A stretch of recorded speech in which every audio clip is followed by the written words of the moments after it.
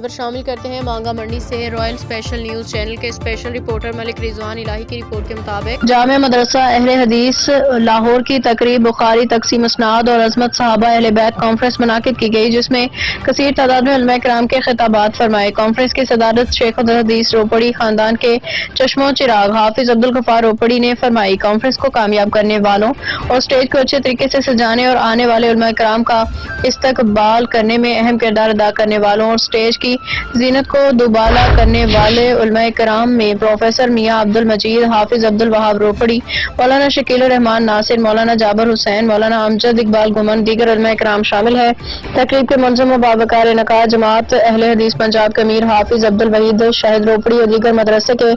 اساتذہ کرام اور عملہ کے اراکین نے ادا کیے، جو کانفرنس کو کامیاب اور احسن طریقے سے رات گئے تک جاری رکھنے، پرسکون ماحول میں اختتام پہ پہنچانے والے مبارکباد کے مستحق ہیں۔ علماء کرام جماعت اہل حدیث پاکستان کے امیر نے خطاب کرتے ہوئے کہا کہ جامعہ کی بنیاد حافظ محمد عبداللہ روپڑی نے قیام پاکستان کے بعد 1948 میں چوک دالگرہ میں رکھی، جس میں دین کا کام جاری۔ اس مدرسے کا نظام تقریباً 30 سال سے جماعت اہل حدیث پاکستان کے